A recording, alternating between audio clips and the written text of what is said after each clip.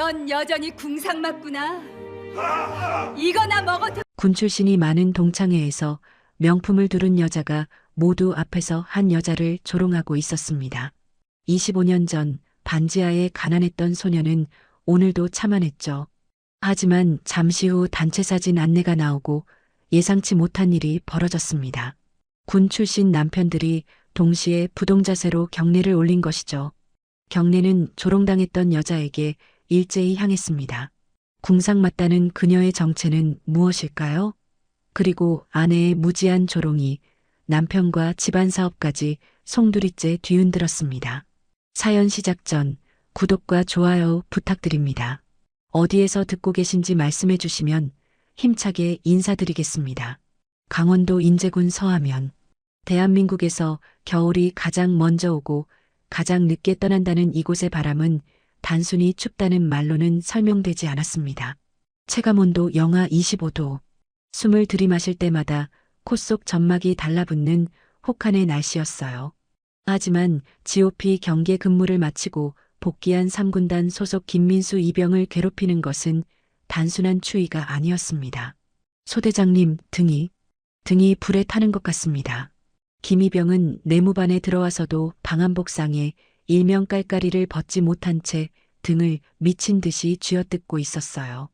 옆자리에 선임이 냄새나게 왜 자꾸 긁느냐며 타박을 줬지만 김이병의 손은 멈추지 않았습니다. 마치 살갗 아래에 수천 마리의 벌레가 기어다니는 것 같은 끔찍한 가려움증 때문이었어요. 죄송합니다. 근데 진짜 살 속에 벌레가 기어다니는 것 같습니다. 김이병이 울먹이며 상의를 벗자 내무반의 공기가 순식간에 얼어붙었습니다. 그의 하얀 등은 이미 손톱 자국으로 붉게 짓물러 있었고 곳곳에 정체불명의 붉은 반점이 돋아나 있었어요. 그것은 단순한 건조증이나 동상이 아니었습니다. 마치 독극물에 중독된 듯한 흉측한 발진이었어요. 같은 시각 3군단장 집무실. 창밖으로 흩날리는 눈발을 바라보며 박도경 중장은 식어버린 믹스커피를 한 모금 마셨습니다. 대한민국 육군 서열 3위, 707 특임대 최초의 여군 팀장 출신이자 현 3군단장. 병사들은 그녀를 마녀라고 불렀어요. 훈련 때는 악기처럼 몰아붙이고 적에게는 피도 눈물도 없다고 해서 붙여진 별명이었습니다. 하지만 지금 그녀의 눈빛은 작전 지도가 아닌 책상 위에 올라온 의무대 1일 보고서에 고정되어 있었어요. 보고서에는 금일 피부과 외래 환자가 32명이나 급증했다는 내용이 적혀 있었습니다. 주증상은 원인 미상의 접촉성 피부염과 고열, 그리고 오한이었어요. 특이한 점은 환자 전원이 최근 신형 방한복을 보급받은 예하 연대 소속이라는 것이었습니다. 하루 만에 32명이라 박도경의 손가락이 책상을 두드렸습니다. 그것은 707 시절부터 내려온 습관이었어요. 무언가 잘못되었다는 아주 불길한 직감이 뇌리를 스칠 때 나오는 신호였습니다. 비서실장, 예, 군단장님, 차 대기시켜. 1호차 말고 코란도. 예, 지금 눈이 많이 와서 도로가. 박도경이 말을 잘랐습니다. 내 새끼들 살가죽이 벗겨지고 있다는데 도로 타령이야? 당장 시동 걸어. 박도경이 정모를 낚아채며 자리에서 일어났어요. 그녀의 목소리에는 이미 서슬퍼른 살기가 감돌고 있었습니다. 20분 뒤 군단 예하 12연대 의무대. 박도경은 예고도 없이 진료실 문을 박차고 들어갔습니다. 놀란 군의관과 의무병들이 허둥지둥 경례를 붙였지만 그녀는 거들떠보지도 않았어요. 진료실 침상에는 아까 내무반에서 고통을 호소하던 김이병이 엎드려 신음하고 있었습니다. 가까이서 본 병사의 등은 처참했어요. 붉은 반점이 등을 뒤덮었고 긁힌 상처마다 피딱지가 엉겨붙어 엉망이었습니다. 차마 눈 뜨고 볼 수 없는 참혹한 상태였어요. 군의관, 원인이 뭔가. 군의관, 원인이 뭔가. 군의관은 식은땀을 흘리며 말을 더듬었어요. 급성 알레르기 반응이나 화학 물질 노출이 의심되지만 정확한 원인은 파악 중이라고 했습니다. 그때 박도경의 시선이 침상 옆 의자에 걸려있는 김이병의 신형 방한복에 멈췄어요. 며칠 전 군수참모 이태식 준장이 최고급 신소재로 만든 거라며 보온성이 기가 막히다고 침이 마르게 칭찬했던 바로 그 물건이었습니다. 박도경은 말없이 방한복을 집어들었습니다. 겉보기엔 멀쩡했어요. 하지만 코를 갖다 대자 미세하지만 역한 냄새가 났습니다.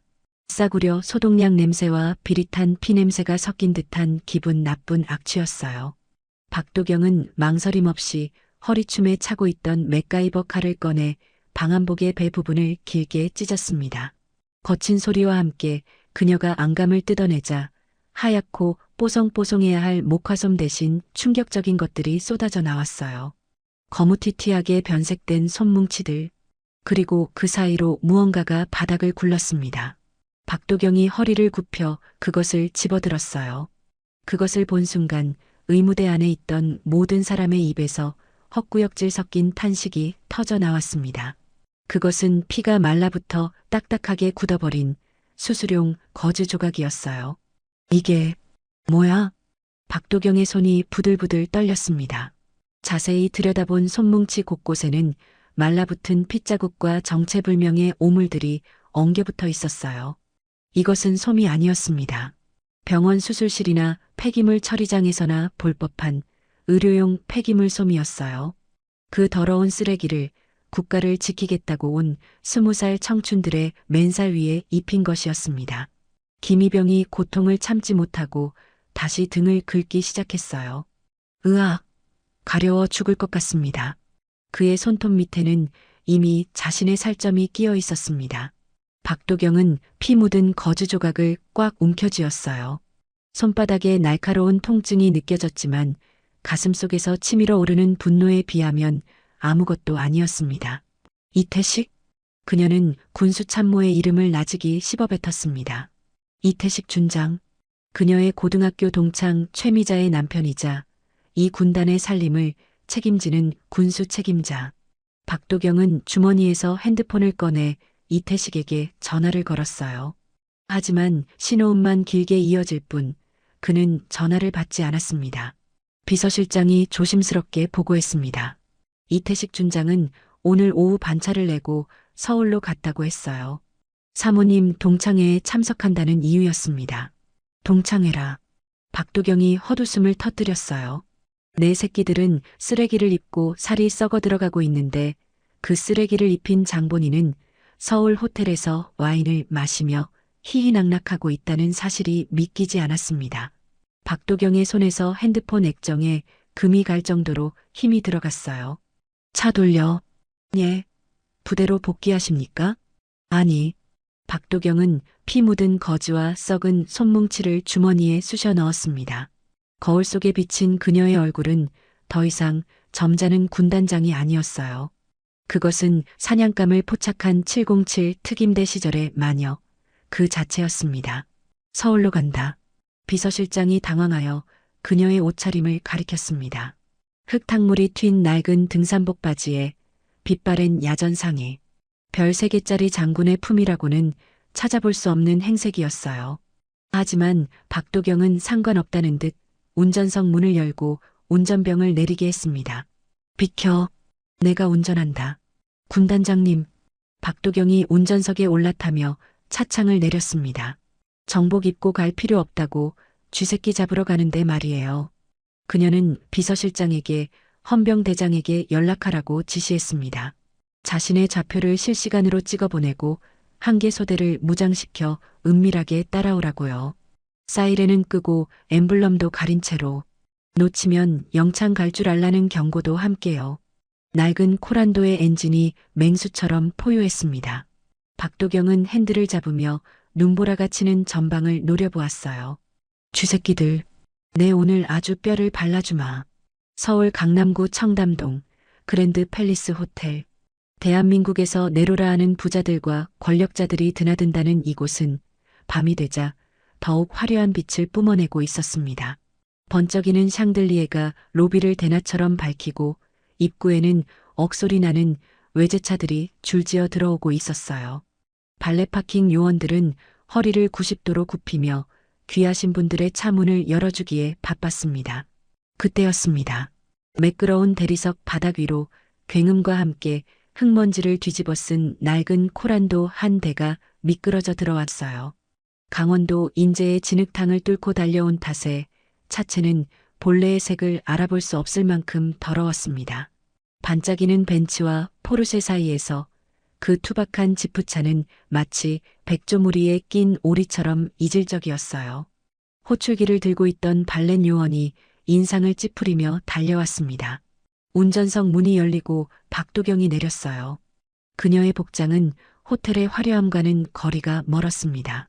흙탕물이 튄 낡은 등산화, 빛바랜 야전 상해, 그리고 아무렇게나 질끈 묶은 머리. 누가 봐도 호텔 손님이라기보다는 산에서 막 내려온 약초꾼이나 공사판 작업 반장 같은 행색이었어요. 발렌 요원이 손을 휘휘 저으며 박도경을 막아섰습니다. 여기는 납품 차량이 들어오는 곳이 아니라고, 식자재 배달은 뒤쪽 후문으로 가라고 했어요. VIP 손님들 내리는 곳이니 물 흐리지 말고 차를 빼라는 지시였습니다. 박도경이 헛웃음을 지으며 차 키를 내밀었어요. 나 손님이다. 주차해. 손님이요? 아줌마가? 요원은 기가 차다는 듯 박도경을 위아래로 훑어보았습니다. 호텔 뷔페 알바생이나 청소부 면접을 보러 온 게 뻔해 보였어요. 그때 코란도 뒤쪽에서 날카로운 경적 소리가 울렸습니다. 귀를 찢는 듯한 소리와 함께 최신형 벤츠 S클래스 한 대가 코란도 뒷공무니에 바짝 붙어 위협적으로 라이트를 번쩍였어요. 발렌 요원이 화들짝 놀라 허리를 숙였습니다. 아이고, 사모님 오셨습니까? 벤츠의 뒷문이 열리고 밍크 코트를 휘감은 여자가 내렸습니다. 온몸에 명품을 휘감고 손가락마다 굵은 보석 반지를 낀 여자.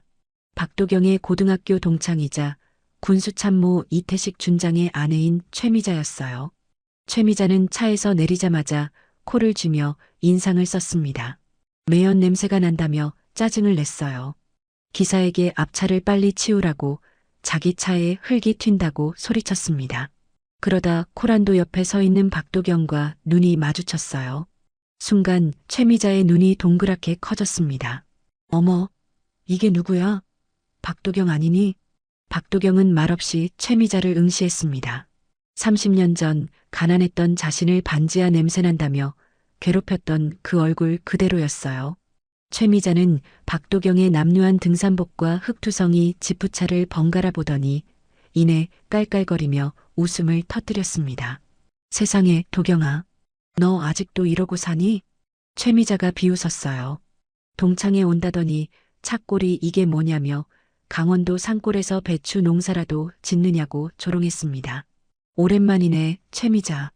박도경의 낮은 목소리에도 최미자는 아랑곳하지 않고 혀를 찼습니다. 예나 지금이나 궁상 맞은 건 여전하다며 발렌 요원에게 소리쳤어요. 이 아줌마 차 빨리 빼라고, 뭐하고 있느냐고요. 발렌 요원이 난처한 표정으로 박도경을 보며 재촉했습니다. 귀한 손님이 오셨으니 얼른 차를 빼라고, 영업 방해하지 말라고요. 박도경의 눈썹이 꿈틀했어요. 귀한 손님이라. 내 새끼들 입는 옷에 쓰레기를 집어넣어 번 돈으로 산 저 벤츠가 귀한 손님 대접을 받는 세상이라. 박도경은 최미자에게 한 걸음 다가갔습니다. 최미자는 흠칫하며 뒤로 물러섰어요. 흙탕물 묻은 박도경의 옷이 자신의 밍크 코트에 닿을까봐 기겁을 했습니다. 가까이 오지 말라며 손사래를 쳤어요. 자기 옷은 이태리제라며 박도경이 평생 이래도 못 사는 거라고 자랑했습니다. 미자야. 박도경이 서늘하게 불렀습니다. 내 남편 이태식, 오늘 왔니? 뭐? 우리 그이는 왜 찾아? 최미자가 의심스러운 눈으로 박도경을 훑어봤어요.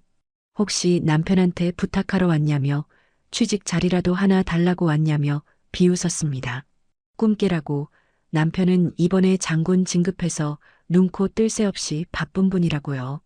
박도경 같은 식당 아줌마 상대해줄 시간 없다며 거만하게 말했어요. 장군 진급. 박도경의 입꼬리가 비틀렸습니다. 병사들 고열을 빨아먹고 단 그 별이 얼마나 더러운지 오늘 밤 똑똑히 알려줄 생각이었어요. 그래, 바쁘시겠지. 곧 더 바빠지실 거야. 박도경은 최미자를 지나쳐 운전석에 다시 올라탔습니다. 그리고 핸들을 꺾어 호텔 입구 바로 앞 가장 눈에 띄는 자리에 코란도를 대각선으로 박아버렸어요. 타이어가 비명을 지르며 멈춰 섰습니다. 발렌 요원과 최미자가 동시에 소리쳤지만 박도경은 차키를 뽑아 주머니에 넣고 내렸어요. 그녀는 흙 묻은 등산화를 신은 채 번쩍이는 대리석 바닥을 뚜벅뚜벅 걸어 들어갔습니다. 그녀가 지나가는 자리마다 흙자국이 선명하게 찍혔어요. 차 건드리지 마라. 안에 중요한 증거물이 있어서 말이야. 박도경은 멍하니 서 있는 최미자에게 툭 한마디를 던지고 호텔 회전문을 밀고 들어갔습니다. 화려한 로비의 불빛이 그녀의 빛바랜 야전 상의를 비췄어요. 하지만 그녀가 뿜어내는 기세는 그 어떤 명품보다 압도적이었습니다. 뒤에서 최미자의 악다구니가 들려왔지만 박도경의 귀에는 들리지 않았어요. 그녀의 눈은 오직 하나, 로비 안쪽 연회장 입구에 걸려있는 현수막을 향해 있었습니다. XX고등학교 제30회 동창회라는 글자가 선명했습니다. 그곳에 그녀의 사냥감이 있었어요. 내 부하들의 피를 빤 거머리, 이태식. 박도경은 주머니 속에 든 피 묻은 거즈 뭉치를 다시 한번 꽉 쥐었습니다. 사냥이 시작되었어요. 화려한 샹들리에 조명이 쏟아지는 그랜드 팰리스 호텔 다이아몬드 홀. 은은한 클래식 선율이 흐르는 연회장은 성공한 중년들의 과시욕으로 가득 차 있었습니다. 반짝이는 보석과 명품 정장, 그리고 비싼 향수 냄새가 진동하는 그곳에 이질적인 불청객이 들어섰어요. 흙탕물이 튄 등산복 차림의 박도경이었습니다. 동창들의 수군거림이 들불처럼 번졌습니다. 박도경은 아랑곳하지 않고 연회장 구석진 자리에 섰어요. 그녀의 시선은 화기애애한 동창들의 얼굴이 아닌 홀 입구를 향해 고정되어 있었습니다. 오늘의 목표물, 이태식 준장이 들어오기만을 기다리고 있었어요. 그때 날카로운 구두 소리와 함께 최미자가 다가왔습니다. 로비에서의 모욕으로도 성에 차지 않았는지 그녀는 와인잔을 들고 동창들을 이끌고 왔어요. 얘들아, 인사해. 여기 우리 도경이. 최미자가 비아냥거렸습니다. 강원도 산골 식당에서 일한다며 오늘 동창회 온다고 특별히 작업복 입고 왔나 보다고 조롱했어요. 동창들이 킥킥거리며 웃음을 터뜨렸습니다. 한 동창이 짐짓 안타까운 척 물었습니다. 진짜 식당을 하냐고요. 하지만 눈빛에는 경멸이 서려 있었어요. 박도경은 무표정하게 대답했습니다. 그래, 5만 명 밥 먹이는 일을 하고 있지. 5만 명? 어머, 얘 허풍은 여전하네. 최미자가 코웃음을 쳤습니다. 그녀는 박도경의 태연한 눈빛이 마음에 들지 않았어요. 감히 식당 아줌마 주제에 장군 사모님인 자신을 보고도 주눅 들지 않는 꼴이 거슬렸습니다. 최미자의 눈매가 사납게 올라갔어요. 도경아, 너 옷이 너무 더럽다. 소독 좀 해야겠어. 최미자의 손목이 기울어졌어요. 붉은 와인이 박도경의 낡은 야전 상의 위로 쏟아져 내렸습니다. 가슴팍을 타고 흐르는 붉은 액체가 마치 며칠 전 보았던 병사들의 피고름처럼 보였어요. 최미자는 전혀 미안하지 않은 목소리로 사과했습니다. 손이 미끄러졌다면서요. 그녀는 클러치백을 열어 5만 원권 지폐 몇 장을 꺼냈어요. 돈을 박도경의 얼굴을 향해 던졌습니다. 돈이 꽃가루처럼 흩날리며 바닥에 떨어졌어요. 세탁비라며 이걸로 옷 한 벌 사입든가 국밥이나 한 그릇 사 먹으라고 했습니다. 주변에서 킬킬거리는 웃음소리가 터져나왔습니다. 박도경은 바닥에 떨어진 돈을 내려다보았어요. 신사임당의 얼굴이 그려진 저 지폐들. 저 돈은 이태식이 훔쳐간 병사들의 방한복 값이었고 병사들의 얼어터진 살갑 값이었습니다. 잘 쓸게, 최미자. 이 돈의 출처가 어딘지 알면 너도 웃지 못할 텐데. 박도경이 젖은 옷을 털어내며 낮게 은조렸어요. 최미자가 뭐라고 쏘아붙이려던 찰나 연회장의 육중한 문이 활짝 열렸습니다. 거만한 목소리와 함께 배가 불룩 나온 중년 남자가 등장했어요. 기름진 머리를 올백으로 넘기고 번쩍이는 금장 시계를 찬 남자. 3군단 군수참모이자 최미자의 남편 이태식 준장이었습니다. 그는 마치 개선장군이라도 된 양 어깨를 펴고 성큼성큼 걸어 들어왔어요. 최미자가 손을 흔들며 소리쳤습니다. 이태식은 아내에게 다가가 뺨에 입을 맞추고 동창들에게 허리를 굽혔어요. 이번에 장군 진급 확정되어서 늦었다며 청와대에서 인사하고 오느라 시간이 걸렸다고 자랑했습니다. 동창들이 환호성을 질렀어요. 이태식은 으쓱하며 손을 흔들었습니다. 오늘은 자기가 다 쏜다며 30년산 와인도 준비했으니 실컷 마시라고 호언장담했어요. 그때 이태식의 시선이 구석에 서 있는 박도경에게 닿았습니다. 그는 잠시 눈을 가늘게 떴다가 곧 비웃음을 터뜨렸어요. 옷차림 좀 보라며 여기 호텔 청소부 면접이라도 보러 왔냐고 조롱했습니다. 주변에서 또다시 웃음이 터졌습니다. 이태식는 박도경에게 다가가 위아래로 훑어보았어요. 지난번에 취직 자리 하나 알아봐 준다고 했었다며 군단 PX에서 떡볶이 장사라도 하면 어떻겠냐고 비아냥거렸습니다. 박도경은 말없이 이태식을 응시했습니다. 그 눈빛에 이태식은 순간 움찔했지만 곧 허세를 부리며 웃음을 이어갔어요. 뭐야, 눈빛 무섭게. 산에서 호랑이라도 잡고 왔어? 바로 그때였습니다. 웨이터 한 명이 황급히 달려왔어요. 그는 와인 트레이를 든 채 비틀거리며 이태식에게 다가왔습니다. 자세히 보니 웨이터의 왼쪽 다리가 약간 절뚝거리고 있었어요. 웨이터가 떨리는 손으로 와인병을 들어 올렸습니다. 이태식은 웨이터의 명찰을 보고 코웃음을 쳤어요. 전역한 정상병이 아니냐며 호텔 알바를 하고 있냐고 물었습니다. 웨이터의 얼굴이 창백해졌습니다. 그는 고개를 푹 숙인 채 전역하고 취직이 안 돼서 이렇게 일하고 있다고 작은 목소리로 대답했어요. 이태식이 손가락으로 웨이터의 가슴을 찔렀습니다. 군대에서 제대로 배우지 그랬냐며 훈련 때 맨날 꾀병 부리고 나대더니 사회에서 쓸모없게 됐다고 비난했어요. 그 다리는 훈련 때 일부러 다친 거라며 군 면제 받으려고 꾀병 부린 거 아니냐고 몰아붙였습니다. 그런 식으로 나라 속여먹고 살면 되겠냐며 목소리를 높였어요. 웨이터의 손이 부들부들 떨렸습니다. 그는 입술을 깨물며 아무 말도 하지 못했어요. 박도경은 웨이터의 명찰을 보았습니다. 정우성, 그리고 그의 다리를 보았어요. 군화 대신 낡은 구두를 신은 다리가 불편한 각도로 구부러져 있었습니다. 이태식이 태도를 바꿔 웨이터의 어깨를 툭툭 쳤습니다. 말이 좀 심했다며 그래도 나라 위에 다친 거니까 팁을 주겠다고 했어요. 5만 원이면 되겠냐며 지갑을 꺼내 웨이터의 앞치마 주머니에 구겨 넣으려 했습니다. 바로 그때였어요. 박도경의 손이 번개처럼 뻗어나가 이태식의 손목을 낚아챘습니다. 손 치워. 박도경의 목소리는 낮았지만 얼음장처럼 차가웠어요. 뭐, 이 여자가 지금. 이태식이 손을 빼려 했지만 박도경의 악력은 쇠사슬처럼 단단했습니다. 그녀는 이태식의 손목을 꺾으며 한 걸음 다가섰어요. 저 병사는 내가 함부로 대접할 사람이 아니야. 박도경의 눈빛이 이태식을 관통했습니다.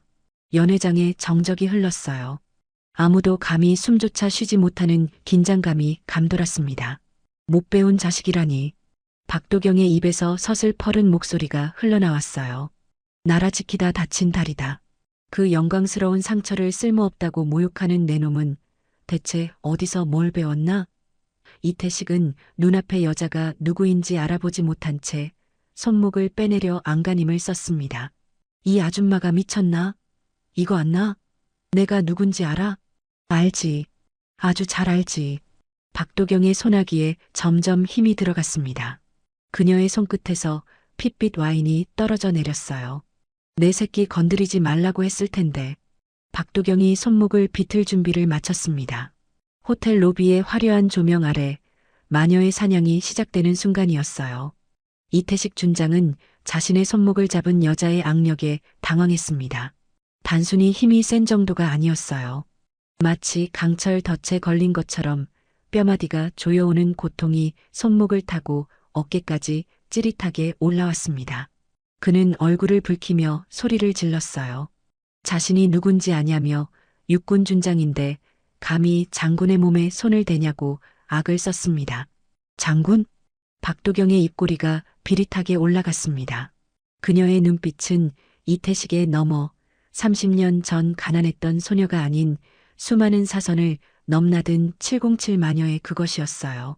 군복 입고 제 부하 뺨이나 때리는 게 내 놈이 말하는 장군의 품격인가? 이태식이 반대쪽 손을 들어 박도경을 밀치려 했습니다. 하지만 박도경에게는 너무나 느리고 뻔한 동작이었어요. 그녀는 피하지 않았습니다. 오히려 잡고 있던 이태식의 손목을 바깥쪽으로 비틀며 그대로 체중을 실어 눌러버렸어요. 섬뜩한 파열음이 연회장의 클래식 음악을 뚫고 울려 퍼졌습니다. 사람이 제압당할 때 나는 둔탁하고 무거운 소리였어요. 이태식의 입에서 단말마 같은 비명이 터져 나왔습니다. 건장한 체격의 그였지만 순식간에 급소를 제압당한 고통 앞에서는 속수무책이었어요. 그의 무릎이 힘없이 꺾였습니다. 박도경은 틈을 주지 않았어요. 그녀는 비틀어 잡은 손목을 그대로 아래로 내리꽂았습니다. 이태식의 얼굴이 테이블 위로 처박혔습니다. 화려하게 세팅되어 있던 샴페인 잔들이 박살나며 유리 파편이 사방으로 튀었어요. 하얀 테이블보가 순식간에 술과 핏자국으로 얼룩졌습니다. 이태식은 테이블에 얼굴을 묻은 채 짐승처럼 울부짖었어요. 박도경은 그의 뒷덜미를 왼손으로 꽉 눌러 제압한 채 오른쪽 귀에 대고 나직하게 속삭였습니다. 안 부러졌어. 살짝 삐었을 뿐이야. 엄살 피우지 마. 그것은 이태식이 훈련 중 다친 병사들에게 습관처럼 내뱉던 말이었어요. 박도경은 그 말을 토시 하나 틀리지 않고 그대로 돌려주었습니다. 순식간에 벌어진 일에 연회장은 찬물을 끼얹은 듯 조용해졌어요. 흥겨운 음악 소리도 웃고 떠들던 동창들의 목소리도 뚝 끊겼습니다. 모두가 숨을 죽인 채 흑투성이 등산복을 입은 여자가 현역 장군을 제압하고 있는 믿기 힘든 광경을 바라볼 뿐이었어요. 그 정적을 깬 것은 최미자의 악다군이었습니다. 상황을 파악한 그녀의 눈이 뒤집혔어요. 자신의 남편 하늘 같은 장군님이 식당 아줌마 따위에게 제압당해 바닥을 구르고 있다니 그녀에게는 참을 수 없는 모욕이자 공포였습니다. 최미자가 비명을 질렀어요. 어디서 행패냐며 이거 안 놓냐며 소리쳤습니다. 최미자가 들고 있던 명품 클러치 백을 휘두르며 박도경에게 달려들었습니다. 그녀의 긴 손톱이 박도경의 얼굴을 핥히려 했어요. 하지만 박도경은 고개만 살짝 까딱여 가볍게 피했습니다. 허공을 가른 최미자가 중심을 잃고 비틀거리자 박도경은 잡고 있던 이태식의 팔을 살짝 들어 올려 최미자가 부딪히게 만들었어요. 최미자가 남편의 꺾인 팔에 부딪히며 엉덩방아를 찧었습니다. 이태식은 고통에 다시 한번 비명을 질렀어요. 바닥에 주저앉은 최미자는 분함에 치를 떨며 소리쳤습니다. 머리카락은 헝클어지고 도끼 어린 눈에는 눈물이 고여 있었어요. 감히 장군님을 폭행하냐며 이건 살인미수라고 감옥에서 썩게 해주겠다고 울부짖었습니다. 자기 남편이 누군지 아냐며 이 군단을 움직이는 사람이라고 목청껏 외쳤어요. 최미자의 고함에 박도경이 피식 웃었어요. 그녀는 테이블에 처박힌 이태식의 머리채를 잡아 억지로 고개를 들게 했습니다. 이태식의 얼굴은 샴페인과 케이크 범벅이 되어 엉망이었어요. 그래, 아주 잘 알지. 박도경이 서늘하게 말했습니다. 군단을 움직이는 게 아니라 군단을 갉아먹는 기생충이라는 걸. 박도경의 서늘한 일갈에 이태식의 동공이 흔들렸어요. 고통 속에서도 그는 눈앞의 여자가 낯설지 않다는 느낌을 받았습니다. 분명 낡은 옷을 입은 중년 여성인데 그녀에게서 풍기는 기운은 야전 사령관의 살기 그 자체였어요. 이태식이 거친 숨을 몰아쉬며 발악했습니다. 자기 얼굴 알고 그랬냐며 자신은 이태식이라고 소리쳤어요. 박도경은 잡고 있던 손목을 한 번 더 비틀며 그의 눈을 똑바로 응시했어요. 그래, 이태식 준장, 3군단 군수참모. 그녀의 입에서 정확한 관등 성명이 나오자 이태식의 표정이 굳어졌습니다. 단순한 동창이 아니었어요. 군 내부 사정을, 그것도 자신의 정확한 보직까지 꿰뚫고 있는 사람이었습니다. 박도경은 천천히, 아주 천천히 와인에 젖은 야전 상의의 깃을 털었어요. 그리고 주머니에서 무언가를 꺼내 이태식의 눈앞에 들이밀었습니다. 그것은 피가 말라붙은 거즈 조각이 엉겨붙은 시커먼 손뭉치였어요. 이게 뭔지 알겠나? 군수참모. 이태식의 눈이 찢어질 듯 커졌습니다. 그것은 자신이 폐기업자와 결탁해 납품했던 바로 그 쓰레기 솜이었어요. 어떻게 저게 여기에 있는 거지? 그의 머릿속 회로가 정지했습니다. 내 새끼들 살점이 묻은 증거물이다. 냄새가 아주 익숙하지? 박도경이 손뭉치를 이태식의 입에 쑤셔 넣을 듯이 가까이 댔어요. 비릿한 피 냄새와 역한 약품 냄새가 이태식의 코를 찔렀습니다. 동창들이 웅성거리며 말리려 들었지만 박도경의 눈빛 한 번에 모두 얼어붙었어요.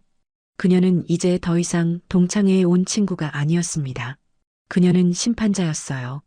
박도경은 덜덜 떨고 있는 이태식의 귓가에 마지막 확인 사살을 날렸습니다. 자네 상관을 보고도 경례를 안 하나? 군기가 아주 빠졌군. 상관. 그 단어가 이태식의 뇌리에 벼락처럼 꽂혔어요. 3군단 군수참모인 자신의 상관이라면 군단장밖에 없었습니다. 설마 전설의 707 마녀라 불리던 그 신임 군단장이 이 여자라고? 이태식은 믿을 수 없다는 듯 눈앞에 흑투성이 여자를 올려다보았어요. 그녀의 젖은 머리카락 사이로 드러난 눈동자가 30년 전 사진 속에서 보았던 707 팀장의 눈빛과 겹쳐 보였습니다. 이태식의 입술이 파르르 떨리기 시작했어요. 고통보다 더 큰 공포가 그의 전신을 휘감았습니다. 테이블에 처박힌 채 거친 숨을 몰아쉬던 이태식의 동공이 지진이라도 난 듯 흔들렸습니다. 그는 흙탕물이 튄 박도경의 등산화를 바라보다가 천천히 시선을 올려 그녀의 얼굴을 마주했어요. 헝클어진 머리카락, 낡은 야전 상해, 그리고 화장기 하나 없는 맨 얼굴. 조금 전까지만 해도 그저 동창회에 잘못 온 궁상 맞은 아줌마로만 보였던 그 모습이 순식간에 다르게 보이기 시작했습니다. 이태식의 뇌리에 며칠 전 부임했다던 신임 군단장에 대한 소문이 스쳐 지나갔어요. 707 특수임무단 출신, 웃으면서 사람 뼈를 부러뜨린다는 마녀. 그리고 비서실장이 보여줬던 인사기록, 카드 속의 증명사진. 그 사진 속의 서늘한 눈매가 지금 자신을 내려다보고 있는 박도경의 눈과 완벽하게 겹쳐졌습니다. 이태식의 입에서 바람 빠지는 소리가 새어나왔어요. 공포는 고통마저 잊게 만들었습니다. 그는 자신의 손목이 꺾여 있다는 사실도 잊은 채 본능적으로 몸을 일으키려 발버둥 쳤어요. 그것은 30년 군 생활 동안 뼛속까지 각인된 계급에 대한 조건 반사적인 공포였습니다. 이태식 준장, 아직도 내가 누군지 모르겠나? 박도경이 잡고 있던 손목을 놔주며 나직하게 물었어요. 구속이 풀리자마자 이태식은 스프링처럼 튀어올랐습니다. 그는 덜덜 떨며 본능적으로 오른손을 들어 경례를 하려 했어요.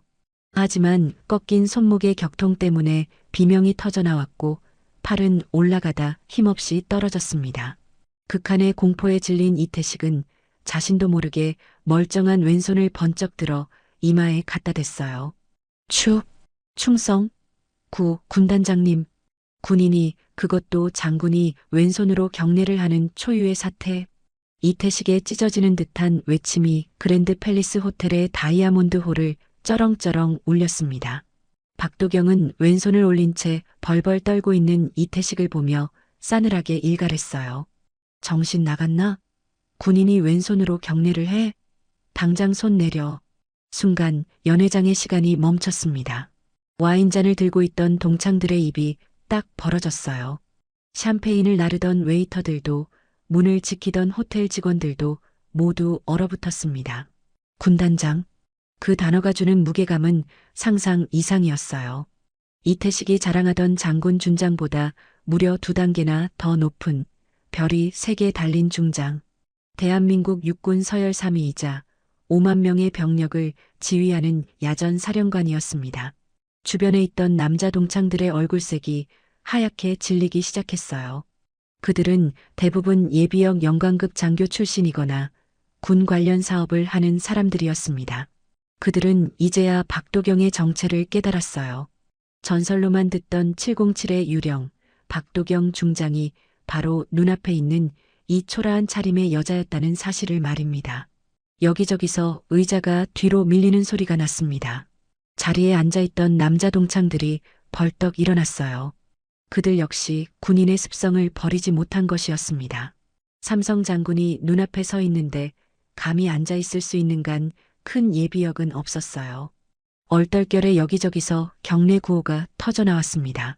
화려한 파티복을 입은 중년 남성들이 흑투성이 등산복을 입은 여자에게 고개를 숙이고 깍듯하게 경례를 하는 기이한 풍경이 펼쳐졌어요. 조금 전까지 박도경을 비웃고 조롱하던 분위기는 온데간데 없이 사라지고 무거운 침묵과 살벌한 긴장감만이 감돌았습니다. 하지만 단 한 사람, 이 상황을 도저히 받아들이지 못하는 사람이 있었어요. 바로 최미자였습니다. 최미자가 바닥에서 일어나며 악을 썼습니다. 그녀는 엉망이 된 머리를 쥐어뜯으며 남편을 흔들어댔어요. 술 취했냐며 군단장은 무슨 군단장이냐고 소리쳤습니다. 박도경은 식당 알바생이라며 왜 남편이 고개를 숙이냐며 히스테리를 부렸어요. 당신은 장군이라며 별을 달았다며 남편의 뺨을 때릴 기세로 달려들었습니다. 그녀의 머릿속에는 내 남편이 최고라는 공식밖에 없었습니다.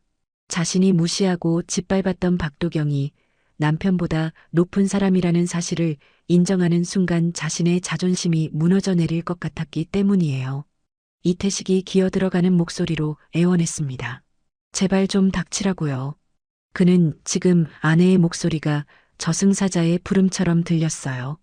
박도경의 눈썹이 꿈틀거리는 게 보였기 때문입니다. 최미자가 박도경에게 소리쳤습니다. 남편한테 무슨 짓을 한 거냐며 최면이라도 걸었냐며 경찰 부른다고 폭행죄에 사기죄로 아주 콩밥을 먹여주겠다고 외쳤어요. 최미자가 박도경의 멱살을 잡으려고 손을 뻗었습니다. 그때였어요. 동작 그만. 박도경이 나직하게 말했습니다. 큰 소리도 아니었어요. 하지만 그 한마디에 담긴 위압감은 최미자의 손을 허공에 멈추게 만들었습니다. 이태식 준장, 부인 교육을 아주 잘 시켰군. 박도경이 천천히 이태식에게 다가갔어요. 이태식은 부들부들 떨며 고개를 들지 못했습니다. 그는 변명을 늘어놓았습니다. 그게 아니라며 집사람이 군대 물정을 잘 몰라서 그렇다고요. 몰라서? 박도경의 목소리가 차갑게 떨어졌습니다. 몰라서 내 옷에 와인을 붓고 병사 뺨을 때리려고 했나? 박도경의 시선이 옆에서 벌벌 떨고 있는 웨이터 출신 병사에게로 향했어요. 그녀는 병사에게 다가가 그의 어깨에 묻은 먼지를 직접 털어주었습니다. 고생했다, 정상병. 저녁하고도 이런 꼴을 보게 해서 미안하다. 병사의 눈에서 굵은 눈물방울이 떨어졌습니다. 그 모습을 본 동창들은 숨소리조차 내지 못했어요. 저 여자는 진짜였습니다. 단순히 계급만 높은 게 아니라 부하를 위해서라면 물불 가리지 않는 진짜 군인이었어요. 박도경은 다시 이태식 쪽으로 몸을 돌렸습니다. 그녀는 손에 쥐고 있던 피 묻은 손뭉치를 이태식의 정복 주머니에 거칠게 찔러 넣었어요. 잘 챙겨둬라. 내 놈이 옷 벗을 때 챙겨갈 퇴직금이니까. 이태식이 무릎을 꿇으려 했지만 박도경은 발로 그의 정강이를 차서 막았습니다. 그리고는 아직도 상황 파악이 안 된 채 씩씩거리고 있는 최미자를 향해 싸늘하게 웃어 보였어요. 최미자, 아까 내 옷 세탁비라고 돈 던졌지? 박도경이 바닥에 흩어진 5만 원권 지폐들을 구둣발로 지그시 밟았습니다. 돈이 참 많은가 보다고 남편 월급만으로는 어림도 없을 텐데 말이에요. 최미자의 얼굴이 하얗게 질렸습니다. 의심이 아니라 확신이지. 박도경이 이태식의 명찰을 손가락으로 쳤습니다. 그 소리가 마치 판사의 망치 소리처럼 들렸어요. 그녀는 차갑게 말했습니다. 옷값은 필요 없다고 그 더러운 손뭉치로 헤쳐먹은 돈을 준비해 두라고요. 단돈 10원짜리 하나까지 전부. 장부 확인해서 1원이라도 비면 부부 목숨으로 채워야 할 거라고 경고했습니다. 최미자와 이태식은 말없이 굳어버렸어요. 설마 내가 모를 거라고 생각했나? 박도경이 서늘하게 웃었습니다. 오늘 밤 내놈 비밀 창고부터 털어보면 견적이 나오겠지. 이태식은 부러진 팔을 부여잡고 바닥에 머리를 조아렸습니다. 그의 이마가 샴페인과 유리 조각으로 뒤범벅된 테이블보에 닿았어요. 조금 전까지 호기롭게 외치던 위풍당당한 장군의 모습은 온데간데 없었습니다. 그저 살려달라고 비는 비로한 짐승 한 마리만 남았을 뿐이었어요. 주변의 공기는 납처럼 무겁게 가라앉았습니다. 박도경을 비웃으며 와인을 뿌려대던 동창들은 이제 숨소리조차 내지 못하고 뒷걸음질 쳤어요. 그들은 본능적으로 깨달았습니다. 자신들이 건드린 것은 단순히 가난한 동창이 아니라 대한민국에서 가장 무서운 권력 중 하나인 군단장, 그것도 전설적인 707 출신의 마녀라는 사실을 말이에요. 이태식? 박도경이 나직하게 불렀습니다. 이태식의 어깨가 움찔하고 튀어올랐어요. 내 옷이 좀 더러워졌네. 내 처가 뿌린 와인 때문에. 박도경은 젖은 야전 상의를 손으로 털어냈습니다. 붉은 와인 자국이 핏자국처럼 번져 있었지만 그녀는 전혀 개의치 않는 눈치였어요. 오히려 그 얼룩이 그녀를 더 섬뜩한 전사처럼 보이게 만들었습니다. 이태식이 다급하게 외쳤습니다. 자기가 변상하겠다고, 세탁비는 물론이고 새 옷을 100벌이고 1000벌이고 해드리겠다고요. 하지만 박도경은 피식 웃으며 고개를 저었습니다. 아니, 푼돈은 필요 없어. 박도경이 허리를 숙여 이태식의 귓가에 입술을 가져갔어요. 그리고는 연회장에 있는 모두가 들을 수 있도록 또렷하고 서늘한 목소리로 말했습니다. 내 놈이 폐기물솜으로 헤쳐먹은 돈 50억? 그거나 토해내. 10원짜리 하나라도 비면 내 놈 가죽을 벗겨서라도 채워 넣을 테니까. 50억? 그 엄청난 액수에 연회장이 술렁거렸습니다. 이태식의 얼굴은 흑빛이 되었어요. 자신이 차명 계좌와 현금으로 빼돌린 정확한 액수였습니다. 그녀는 이미 모든 것을 알고 있었어요. 그제야 멍하니 서 있던 최미자가 비명을 질렀습니다. 그녀는 믿을 수 없다는 듯 남편과 박도경을 번갈아 보았어요. 50억이라니 그게 무슨 소리냐며 남편은 그런 짓 안 했다며 떨리는 목소리로 소리쳤습니다. 그러다 박도경을 향해 악을 썼어요. 증거가 있냐며 50억이 누구 집게 이름인 줄 아냐며 달려들었습니다. 박도경은 눈길조차 주지 않았어요. 대신 바닥에 주저앉은 이태식의 멱살을 잡아 일으켰습니다. 100kg 넘는 거구의 남자가 박도경의 손에 들려 허수아비처럼 딸려 올라왔어요. 가자. 어디로 말입니까? 어디긴. 내가 숨겨둔 보물창고 털러 가야지. 박도경은 이태식의 부러진 팔을 꺾은 채 그를 짐짝처럼 끌고 걷기 시작했습니다. 이태식은 고통과 공포에 질려 다리가 풀렸지만 박도경의 악력에 이끌려 억지로 발을 떼어야 했어요. 비켜. 박도경이 출구를 향해 걸어가자 길을 막고 있던 동창들이 홍해 갈라지듯 양옆으로 비켜섰습니다. 그들의 눈에는 공포와 경외심이 가득했어요. 흑투성이 등산복을 입은 여자가 명품 정장을 입은 장군을 개처럼 끌고 가는 기이하고도 압도적인 광경. 그것은 그들이 평생 잊지 못할 충격적인 장면이었습니다. 최미자가 뒤늦게 정신을 차리고 핸드백을 휘두르며 쫓아왔어요.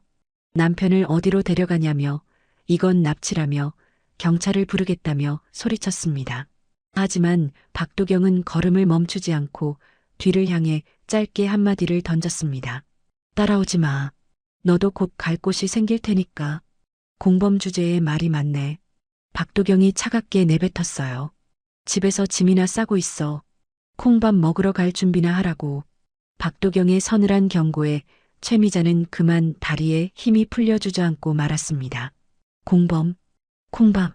그 단어들이 주는 공포가 그녀의 발목을 잡았어요. 박도경은 이태식을 끌고 호텔 로비로 나왔습니다. 아까 박도경을 무시했던 발레 파킹 요원이 장군이 끌려 나오는 모습을 보고 입을 다물지 못했어요. 차 문 열어. 박도경의 명령에 요원은 허둥지둥 코란도의 문을 열었습니다. 박도경은 이태식을 조수석에 구겨 넣었어요. 이태식이 눈물을 흘리며 애원했습니다. 살려달라고 시키는 대로 다 하겠다고요. 박도경은 무심하게 안전벨트를 채워주었습니다. 마치 사형수에게 수갑을 채우듯 단단하고 거칠게요. 살려는 드릴게. 단 내 놈이 입힌 쓰레기 옷 때문에 고통받은 내 새끼들의 죗값은 다 치르고 나서. 조수석 문이 굉음을 내며 닫혔습니다. 박도경은 운전석에 올라타 시동을 걸었어요. 호텔 입구에 주저앉아 통곡하는 최미자와 얼어붙은 사람들을 뒤로하고 낡은 코란도가 다시 굉음을 내며 출발했습니다. 목적지는 경기도 외곽. 이태식이 훔친 돈으로 쌓아 올린 탐욕의 성, 불법 물류창고였어요.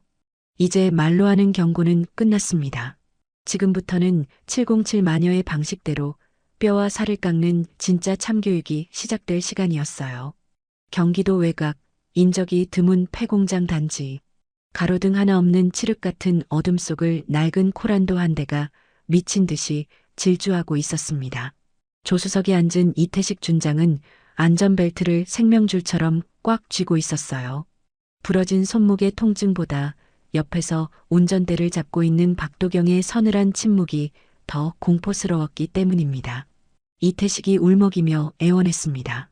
제발 한 번만 살려달라고, 다 불겠다고, 돈도 다 돌려드리겠다고요. 하지만 박도경은 앞만 노려볼 뿐이었습니다. 그녀의 머릿속에는 오직 하나, 병사들의 살을 파고들던 피 묻은 거즈 조각뿐이었어요. 차가 거친 흙바닥을 긁으며 멈춰섰습니다. 거대한 샌드위치 패널로 지어진 낡은 물류창고 앞이었어요. 간판도 없이 높은 담벼락으로 둘러싸인 이곳이 바로 이태식이 군수물자를 빼돌려 현금화하던 비밀 아지트였습니다. 내려. 박도경의 짧은 명령에 이태식은 덜덜 떨며 차 문을 열었어요. 창고 입구에는 쇠사슬로 굳게 잠긴 철문이 버티고 있었고 그 안쪽 컨테이너 박스에서는 불빛이 새어나오고 있었습니다. 차 소리를 들었는지 안쪽에서 건장한 사내 대여섯 명이 몽둥이와 쇠파이프를 들고 우르르 몰려나왔어요. 이태식이 고용한 사설 경비업체, 사실상 깡패들이었습니다. 선두에 선 덩치 큰 사내가 험악하게 소리쳤습니다. 누가 감히 남의 사업장에 차를 들이미냐고요. 그는 이태식을 알아보더니 흠칫 놀랐어요. 사장님 몰골이 왜 그러냐며 옆에 있는 아줌마는 뭐냐며 의아해했습니다. 이태식은 깡패들을 보자마자 구세주라도 만난 듯 반색했어요. 그는 박도경의 뒤로 숨으며 비겁하게 소리쳤습니다. 저 여자를 잡으라고, 당장 잡으라고, 저 여자가 미쳤다고요. 깡패들이 어이없다는 듯 서로를 쳐다보며 낄낄거렸습니다. 등산복 입은 중년 여자 한 명을 잡으라고 장군님이 소리를 지르는 꼴이 우스웠기 때문이에요. 대장은 껌을 짝짝 씹으며 박도경에게 다가왔습니다. 그는 쇠파이프를 손바닥에 치며 위협했어요. 여기가 어딘 줄 알고 왔냐며 등산하다 길 잃었냐며 으름장을 놓았습니다. 곱게 말할 때 꺼지라고, 뼈 부러지기 전에 말이에요. 박도경은 대답 대신 주변을 둘러보았어요. 구석에 공사 자재들이 쌓여 있는 것이 보였습니다. 그녀는 천천히 걸어가 바닥에 떨어져 있던 녹슨 쇠파이프 하나를 집어들었어요. 묵직한 쇠의 감촉이 장갑 낀 손에 전해졌습니다. 문따. 박도경이 쇠파이프 끝으로 잠긴 철문을 가리켰어요. 깡패들이 박장대소했습니다. 저 아줌마가 영화라도 찍나 보다며 그냥 보내지 말고 손 좀 봐주라며 세상 무서운 줄 모른다며 비웃었어요. 대장의 신호에 깡패들이 흉기를 들고 박도경을 포위하며 다가왔습니다. 이태식은 회심의 미소를 지었어요. 아무리 707 출신이라도 50대 여자가 무장한 장정 6명을 당해낼 리 없다고 생각했습니다. 이태식이 독려했어요. 죽이라고, 저 여자를 죽여버리라고, 돈은 얼마든지 주겠다고요. 이태식의 동료의 깡패 한 명이 야구 방망이를 크게 휘두르며 달려들었습니다. 방망이가 허공을 가르는 날카로운 소리가 울렸습니다. 하지만 그곳에 박도경은 없었어요. 그녀는 상체를 숙여 품으로 파고듦과 동시에 들고 있던 쇠파이프로 놈의 정강이를 후려쳤습니다. 둔탁한 타격음과 함께 첫 번째 놈이 비명을 지르며 고꾸라졌어요. 박도경은 쓰러지는 놈의 등을 밟고 도약했습니다. 그녀의 움직임은 사람이 아니라 맹수 같았어요. 그녀는 회전하며 뒤따라오던 두 번째 놈의 턱을 쇠파이프 끝으로 올려쳤습니다. 억소리도 내지 못하고 놈의 눈이 뒤집혔어요. 순식간에 두 명이 나가떨어지자 남은 깡패들이 당황하여 주춤거렸습니다. 안 덤비나? 박도경이 쇠파이프를 고쳐쥐며 서늘하게 물었어요. 그녀의 눈빛을 본 깡패들은 등골이 오싹해졌습니다. 그것은 싸움 좀 하는 아줌마의 눈빛이 아니었어요. 수많은 전장에서 적의 목숨을 거두어 본 살인 기계의 눈빛이었습니다. 대장이 악을 쓰며 쇠몽둥이를 휘둘렀어요. 나머지 세 명도 일제히 달려들었습니다. 하지만 박도경에게는 그들의 동작이 슬로 비디오처럼 보였어요. 그녀는 최소한의 움직임으로 공격을 피하고 급소만을 정확하게 타격했습니다. 명치, 인중, 오금. 박도경이 지나가는 자리마다 뼈가 부러지는 소리와 비명소리가 화음처럼 울려 퍼졌어요.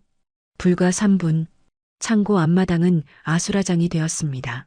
건장한 산에 6명이 바닥에 널브러져 신음하고 있었고 서 있는 사람은 오직 박도경 한 사람뿐이었어요. 그녀는 거친 숨 하나 몰아쉬지 않았습니다. 박도경은 덜덜 떨며 주저앉아 있는 이태식에게 천천히 걸어갔어요. 쇠파이프가 바닥에 끌리며 섬뜩한 소리를 냈습니다. 이태식은 오줌을 지리며 뒷걸음질 쳤습니다. 오지 말라고, 정체가 뭐냐고, 사람이냐고 떨며 물었어요. 사람이지. 아주 화가 많이 난 사람. 박도경은 쇠파이프를 들어 잠겨있던 창고의 자물쇠를 힘껏 내리쳤습니다. 경쾌한 금속음과 함께 자물쇠가 부서져 나갔어요. 그녀는 쇠파이프를 던져버리고 이태식의 멱살을 잡아 창고 문 앞으로 끌고 갔습니다. 열어. 군단장님. 내 놈이 내 새끼들한테 입힌 그 쓰레기들. 내 눈으로 직접 확인해야겠으니까. 박도경의 목소리가 얼음처럼 차가웠어요. 문 열어. 박도경의 서슬퍼른 명령에 이태식은 울며 겨자먹기로 셔터를 올렸습니다. 육중한 철문이 굉음을 내며 열리고 창고 내부의 모습이 드러났어요. 어둠 속에서 퀴퀴한 곰팡이 냄새와 역한 약품 냄새가 훅 끼쳐왔습니다.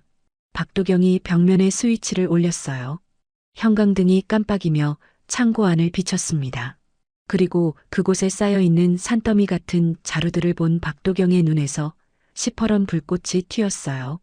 그것은 지옥도였습니다. 병사들의 피와 땀을 헐값에 팔아넘기고 채워넣은 탐욕의 쓰레기장이었어요. 창고 안은 지옥의 냄새로 가득했습니다. 형광등 불빛 아래 드러난 광경은 그야말로 충격 그 자체였어요. 수백 평 남짓한 공간을 가득 채운 것은 군용 물품 박스가 아닌 정체불명의 마대 자루들이었습니다. 그 자루들 틈바구니에서 시큼한 약품 냄새와 비릿한 피 냄새가 섞인 악취가 진동하고 있었어요. 박도경은 천천히 걸어 들어갔습니다. 그녀의 군화 발소리가 울릴 때마다 이태식은 사시나무 떨듯 몸을 떨었어요. 박도경은 가장 가까이 있는 자루 앞에 멈춰 섰습니다. 자루 겉면에는 붉은 글씨로 선명하게 경고문이 찍혀 있었어요. 위험하다는 경고와 함께 감염성 의료 폐기물이라는 글자, 그리고 소각용이라는 표시에 모 대학병원이라는 출처가 선명했습니다.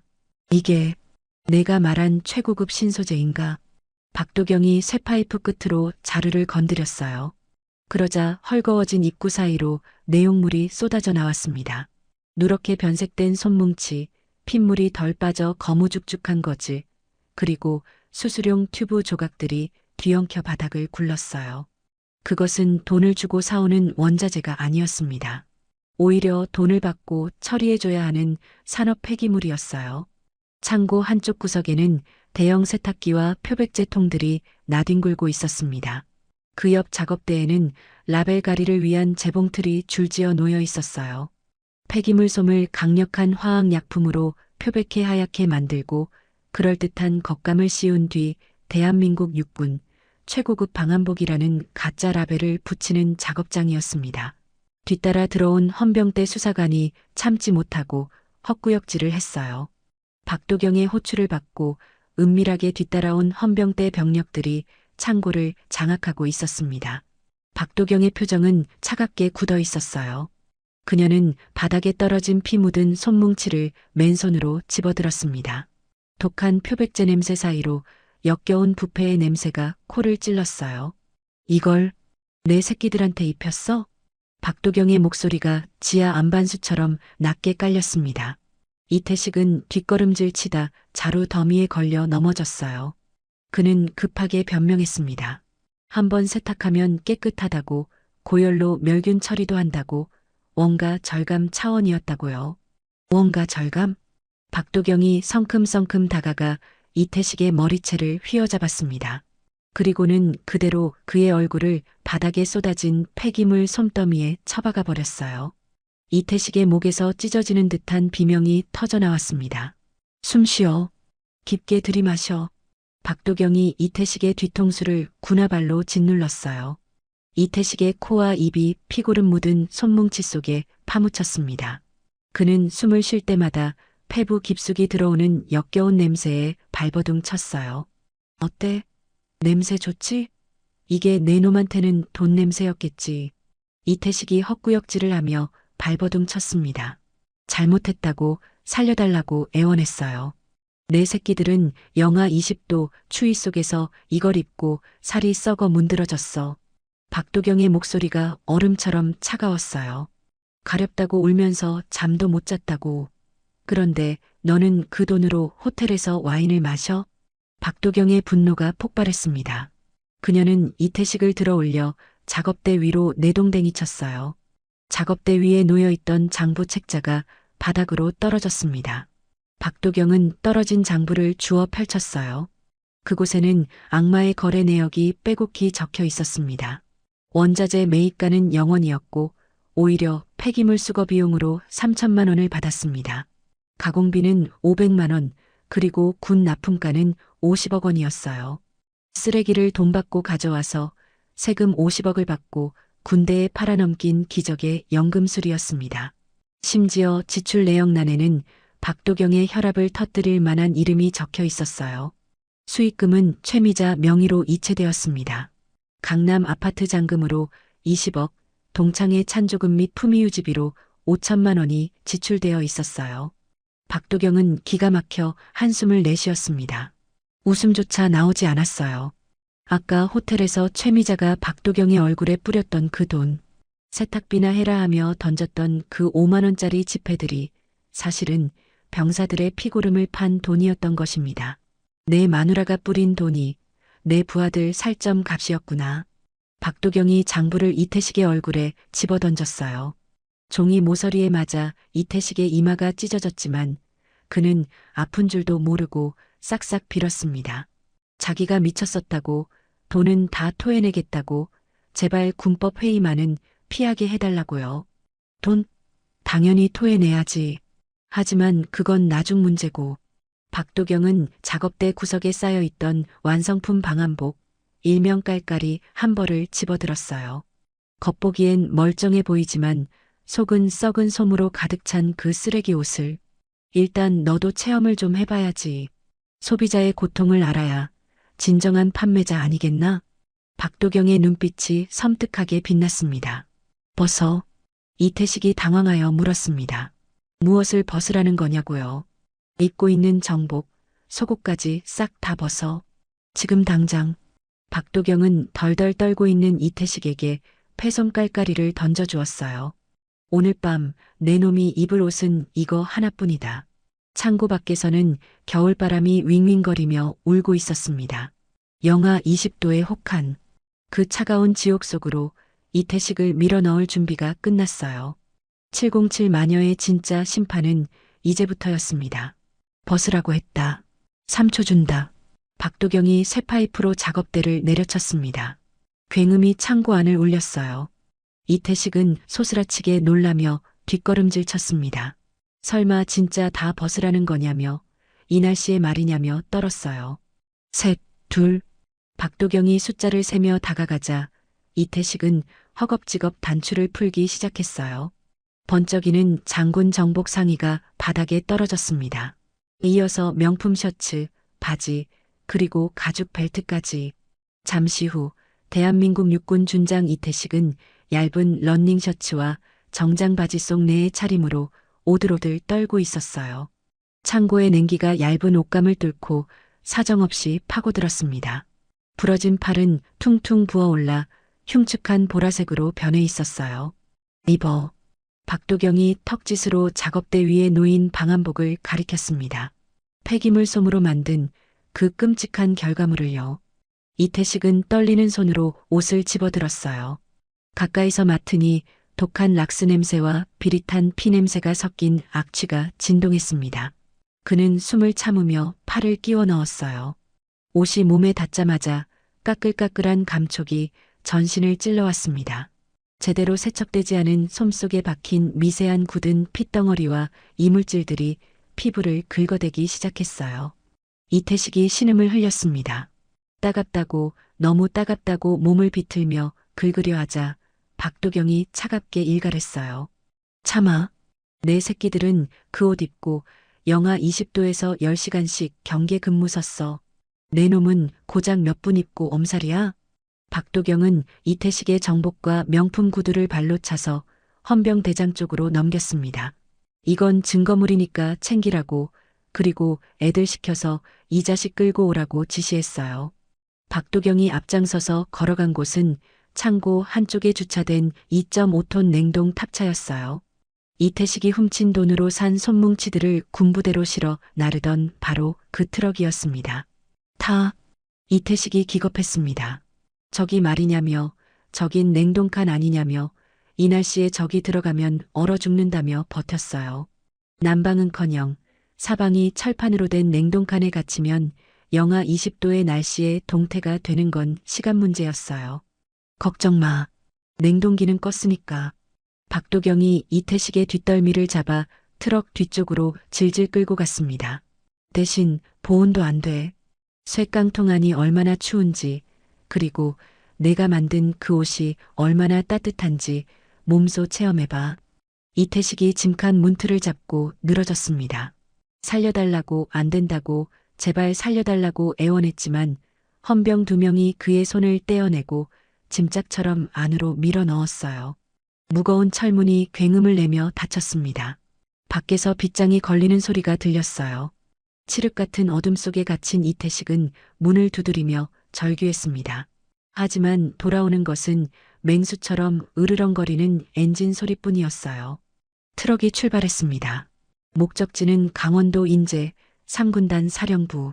서울 외곽에서 인제까지 눈길을 뚫고 가려면 2시간은 좋게 걸리는 거리였어요.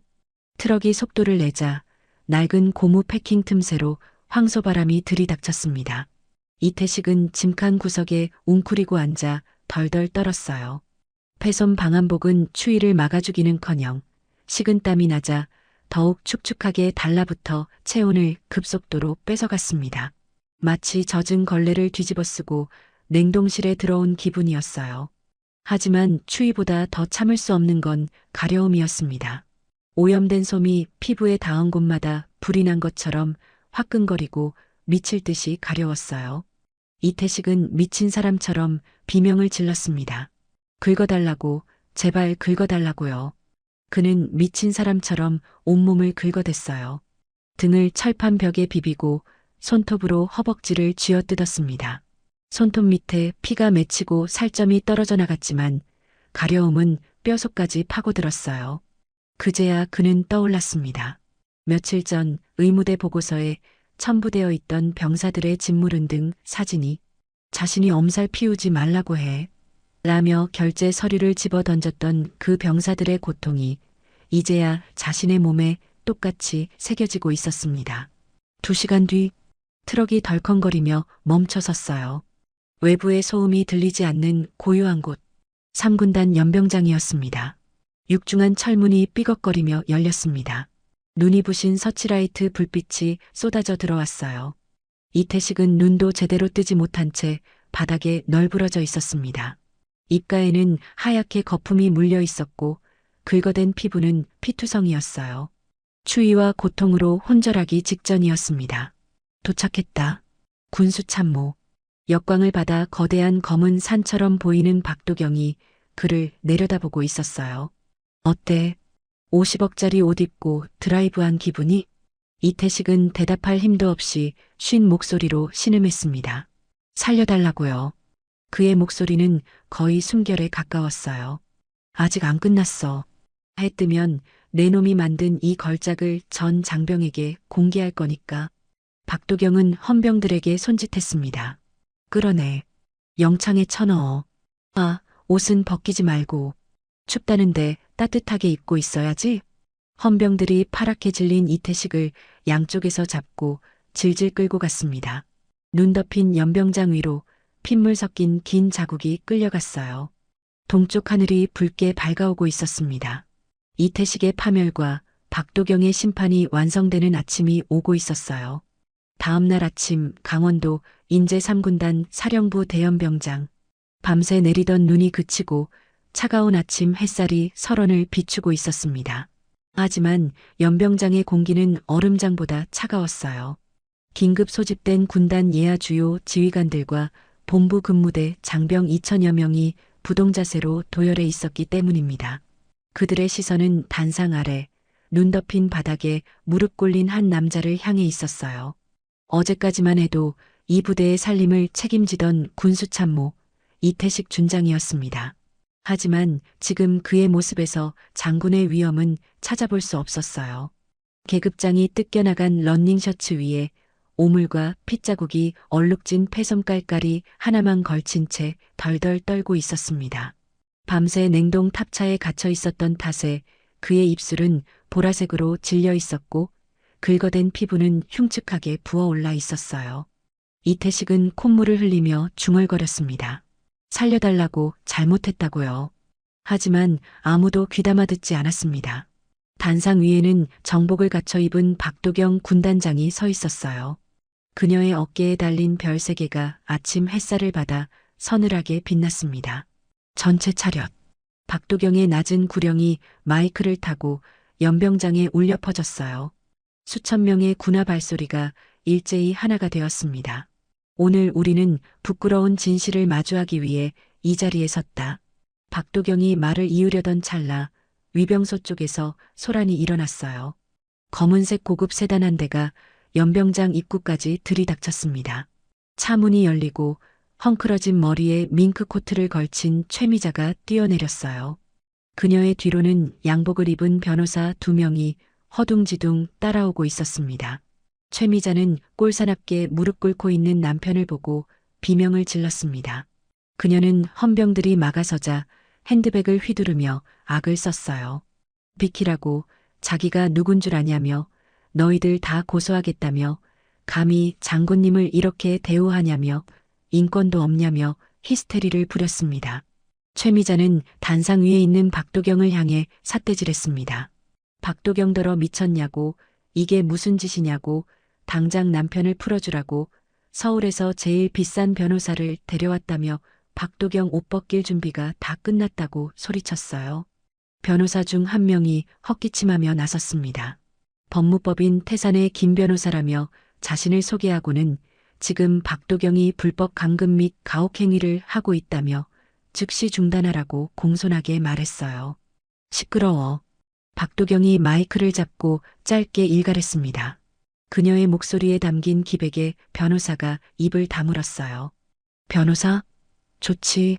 법대로 하자고 했나? 박도경이 손가락을 들어 연병장 한편에 설치된 대형 스크린을 가리켰습니다. 그럼 변호하기 전에 내 의뢰인이 무슨 짓을 했는지부터 봐라.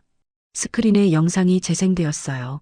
어젯밤 박도경이 급습했던 비밀 창고의 내부 모습이었습니다. 감염성 의료 폐기물이라고 적힌 자루들, 그 안에서 쏟아져 나오는 피 묻은 거지와 썩은 손뭉치들, 그리고 그것을 하얗게 표백해 군용 방한복 라벨을 붙이는 과정이 적나라하게 드러났어요. 연병장에 모인 병사들의 입에서 탄식이 터져나왔습니다. 자신들이 입고 있던 옷, 춥고 가렵다며 긁어댔던 그 옷의 정체가 병원 쓰레기였다는 사실에 구역질을 참지 못하는 병사도 있었어요. 분노가 들불처럼 번져나갔습니다. 장병들의 눈빛이 살기로 번뜩이기 시작했어요. 하지만 영상은 거기서 끝나지 않았습니다. 화면이 바뀌고 이태식의 비밀 장부 내역이 클로즈업 되었어요. 폐기물 처리 수익금 입금은 50억 원이었습니다. 지출 내역에는 최미자 명의로 에르메스 버킨백 3개에 8천만 원, 강남 피부과 VIP 회원권에 5천만 원이 기재되어 있었어요. 스크린에 최미자가 동창회에서 들고 있던 그 명품 가방 사진과 병사들의 피고름 묻은 솜 사진이 나란히 떴습니다. 최미자는 벼락을 맞은 듯 멍하니 스크린을 올려다보았어요. 자신이 맸던 가방이, 자신이 받았던 피부 마사지가 무엇으로 만들어진 것인지 전군단 장병 앞에서 까발려진 것입니다. 박도경이 천천히 단상을 내려와 최미자 앞으로 걸어갔습니다. 그녀는 얼어붙은 최미자의 밍크코트 깃을 잡았어요. 어때? 내가 두른 그 밍크코트 따뜻해? 최미자는 말문이 막혔습니다.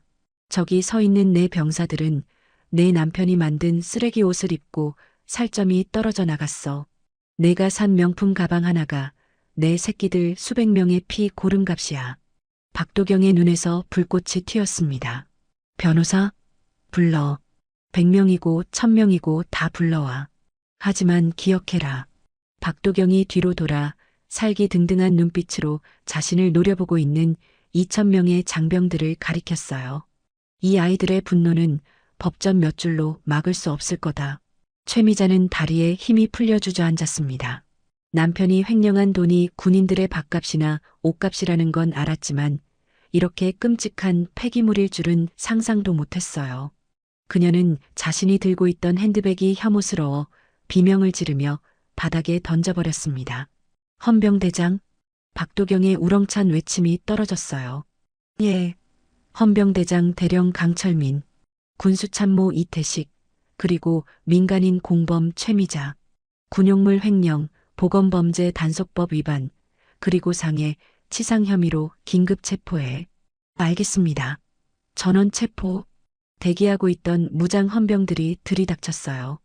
변호사들은 슬금슬금 뒷걸음질 치며 도망칠 구멍을 찾았고 이태식은 짐승 같은 울음소리를 내며 수갑을 찼습니다. 최미자가 발버둥 쳤습니다. 여보라고, 살려달라고, 자기는 몰랐다고, 진짜 몰랐다고 소리쳤어요. 하지만 여군 헌병들이 그녀의 양팔을 꺾어 제압했습니다. 화려했던 사모님의 몰락은 처참했어요. 끌려가는 두 사람의 등 뒤로 병사들의 야유와 함성이 터져나왔습니다.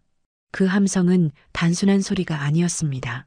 오랫동안 억눌려왔던 서름이 터져나오는 거대한 파도와 같았어요. 박도경은 그 모습을 묵묵히 지켜보았습니다. 탐욕으로 쌓아 올린 장군의 별이 바닥으로 추락했어요. 그리고 그 폐허 위로 정이라는 이름의 새로운 해가 떠오르고 있었습니다. 폭풍이 지나간 자리에도 겨울은 여전했습니다. 이태식과 최미자가 구속되고 비리 라인이 쑥대밭이 되었지만 인재의 칼바람은 조금도 누그러들지 않았어요. 오히려 1월의 한파가 기승을 부리며 영하 25도 밑으로 곤두박질 쳤습니다. 3군단 사령부 물류창고 앞. 평소라면 썰렁했을 이곳이 오늘은 새벽부터 분주했어요. 군용 트럭이 아닌 대형 민간 물류 트럭 수십 대가 줄지어 들어오고 있었기 때문입니다. 트럭 짐칸이 열리자 하얀 입김을 내뿜으며 구경하던 병사들의 눈이 휘둥그레졌어요. 트럭에서 쏟아져 나온 것은 칙칙한 군용 깔깔이가 아니었습니다. 시중에서 수십만 원을 호가하는 유명 아웃도어 브랜드의 검은색 롱패딩이었어요. 그것도 전 장병 5만 명에게 돌아갈 만큼 어마어마한 물량이었습니다. 박도경은 창고 앞에서 하역 작업을 지켜보고 있었어요. 그녀의 옆에 선 비서실장은 걱정스러운 얼굴로 결제 서류를 꼭 쥐고 있었습니다. 그는 조심스럽게 물었습니다. 정말 괜찮으시냐고요. 이태식 재산이 국고로 환수되려면 재판이 끝날 때까지 한참 걸릴 터. 결국 군단장님이 전 재산과 퇴직금까지 털어산 것이었습니다. 박도경이 피식 웃으며 비서실장의 어깨를 가볍게 쳤습니다. 국가 예산 기다리다간 겨울 다가. 그동안 내 새끼들은 또 떨라고? 돈은 있다가도 없는 것. 마지막 군 생활 퇴직금을 제 자식 같은 병사들 따뜻하게 입히는 데 쓰는 게 가장 남는 장사라고 생각했습니다. 비서실장이 여전히 걱정스러워하자 박도경이 호통을 쳤어요. 자기가 군 생활 30년에서 모은 돈이라며 내 자식 같은 놈들 따뜻한 옷 한 벌 해입히는데 쓰는 게 아깝겠냐고요. 잔말 말고 빨리 불출하라고 해지기 전에 전방 GOP 애들까지 다 입혀야 한다고 명령했습니다. 박도경의 호통에 비서실장은 눈시울을 붉히며 경례를 붙였습니다. 잠시 후 연병장은 검은 물결로 뒤덮였어요. 새 롱패딩을 받아든 병사들은 믿기지 않는다는 듯 옷을 만지작거렸습니다. 두툼한 거위 털의 감촉, 바람 한 점 들어올 틈 없는 짱짱한 마감. 이태식이 입혔던 쓰레기 소목과는 차원이 다른 온기였어요. 병사들은 누가 시키지도 않았는데 롱패딩을 입고 박도경이 있는 본청 건물을 향해 손을 흔들었습니다. 진짜 따뜻하다고 군단장님이 사비 털어서 사주신 거라며 환호했어요. 아이처럼 환하게 웃는 병사들의 모습에 박도경은 집무실 창가에서 몰래 눈물을 훔쳤어요. 그것은 707 마녀가 처음으로 흘리는 기쁨의 눈물이었습니다. 그날 오후 위병소에서 연락이 왔어요. 면회객이 왔다는 보고였습니다. 박도경이 의아해하며 접견실로 내려갔습니다. 올 사람이 없는데 말이에요. 그곳에는 낯익은 청년이 서 있었어요. 다리를 약간 절뚝거리고 있었지만 말끔한 정장 차림을 한 남자. 바로 며칠 전 호텔 동창회장에서 이태식에게 뺨을 맞을 뻔했던 그 웨이터 정상병이었습니다. 박도경이 놀라서 다가가자 정상병은 지팡이를 짚은 채 힘겹게 차렷 자세를 취했어요. 충성, 예비역 병장 정우성, 군단장님께 인사드립니다. 그의 목소리는 호텔에서의 주눅든 목소리가 아니었습니다. 당당하고 힘찬 진짜 군인의 목소리였어요. 박도경이 물었습니다. 여긴 웬일이냐고, 몸은 좀 괜찮으냐고요. 정상병은 품에서 작은 쇼핑백 하나를 꺼내 내밀었어요. 투박하게 포장된 상자였습니다. 핸드크림이라고 백화점에서 제일 좋은 걸로 샀다고 수줍게 말했어요. 호텔에서 제 뺨을 막아주셨을 때 군단장님 손이 많이 터 있는 걸 봤다며 저희 지키시느라 그러신 거 다 안다고 했습니다. 박도경은 잠시 말을 잇지 못했습니다. 50억짜리 비리를 때려잡고도 눈 하나 깜짝 안 했던 그녀였지만 전역한 부하가 건넨 10,000원짜리 핸드크림 앞에서는 가슴이 무너져 내렸어요. 이런 걸 왜 사와? 밥이나 사 먹지. 박도경의 목소리가 떨렸습니다. 군단장님, 정상병의 눈가에 물기가 어렸어요. 그는 울먹이며 말했습니다. 전역하고 나서 세상이 원망스러웠다고요. 다리병신 됐다고 무시당하고 억울해도 참아야 한다고 생각했다고요. 그런데 군단장님이 그놈 팔을 꺾어주셨을 때 자기가 다시 사람이 된 것 같았다고요. 정상병이 고개를 숙였습니다. 감사합니다. 저를 벌레가 아니라 군인으로 대접해 주셔서 정말 감사합니다. 박도경은 쇼핑백을 내려놓고 정상병에게 다가갔어요. 그리고 707의 경례가 아닌 어머니의 품으로 그를 꽉 안아주었습니다. 미안하다. 내가 더 빨리 왔어야 했는데 못난 지휘관 만나서 내가 고생이 많았다. 박도경의 목소리가 떨렸어요. 다리 그렇게 만들어서 미안하고 밖에서 서름 당하게 해서 미안하다.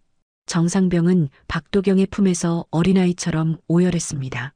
접견실 창밖으로 롱패딩을 입은 병사들이 눈싸움을 하며 뛰어노는 모습이 보였어요. 인제의 겨울은 여전히 추웠지만 3군단 안에는 그 어느 때보다 따뜻한 봄바람이 불고 있었습니다. 마녀의 도끼는 사라지고 그 자리에 어머니의 사랑이 채워졌어요. 박도경은 맹세했습니다. 다시는 내 새끼들이 추위와 서름에 떨게 하지 않겠노라고. 그녀의 어깨에 달린 별 3개가 오늘따라 유난히 따뜻한 빛을 내고 있었습니다.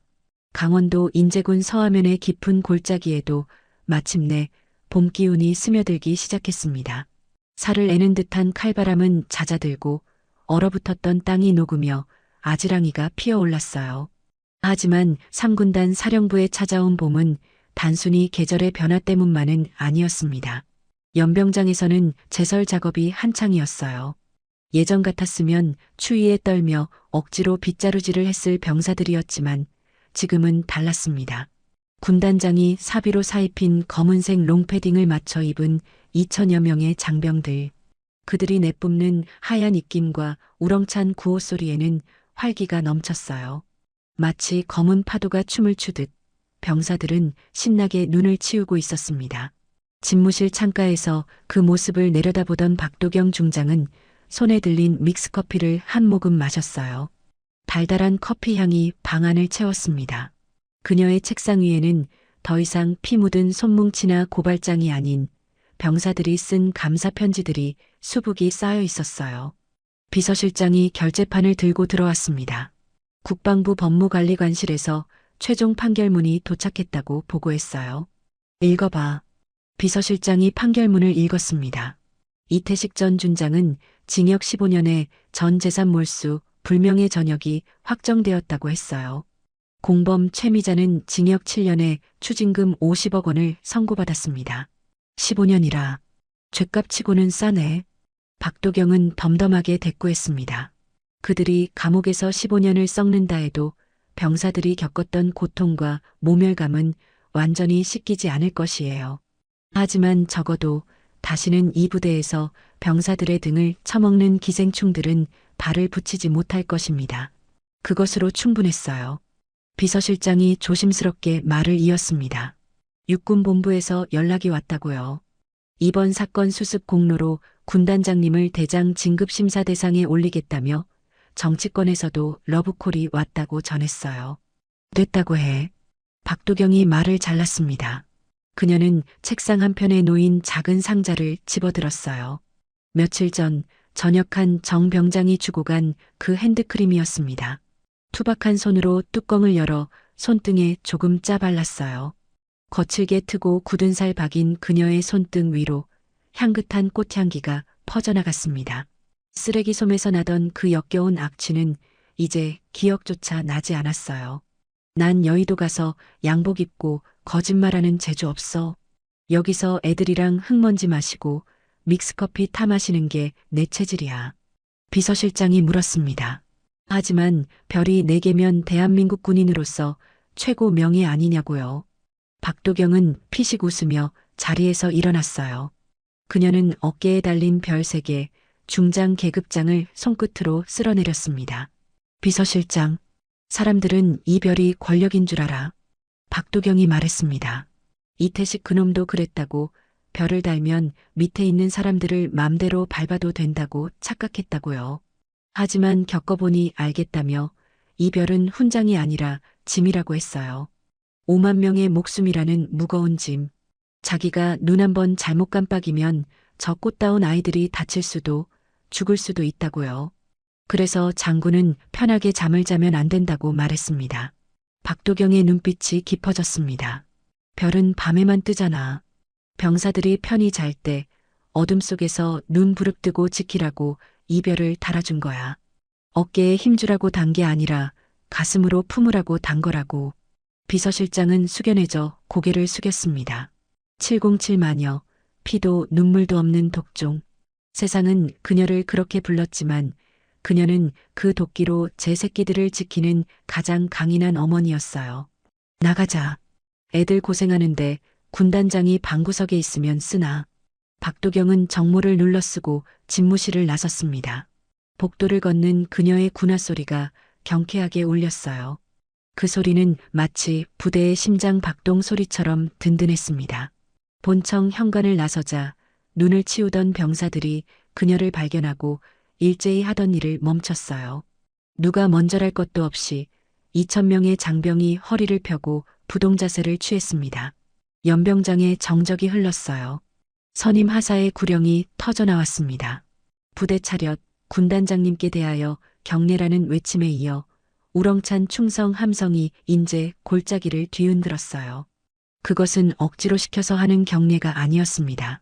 자신들을 위해 손목을 꺾고 쇠파이프를 들고 사비를 털었던 진짜 지휘관을 향한 존경과 사랑의 표현이었어요. 박도경은 병사들 하나하나와 눈을 맞추며 절도 있게 손을 올려 답례했습니다. 충성. 그녀의 눈가주름이 부드럽게 휘어졌어요. 등 뒤로 불어오는 봄바람에 부대 깃발이 힘차게 펄럭였습니다. 비리는 사라졌고 정의는 바로 섰으며 병사들은 따뜻했어요. 박도경은 생각했습니다. 이보다 더 완벽한 승리는 없다고. 전설의 707 마녀 박도경 중장. 그녀의 진짜 전설은 화려한 무용담이 아니라 병사들의 가슴속에 영원히 남을 그 따뜻한 온기였어요. 그녀가 병사들 틈으로 씩씩하게 걸어 들어갔습니다. 대한민국 최전방을 지키는 가장 든든하고 거대한 산이 그곳에 서 있었어요.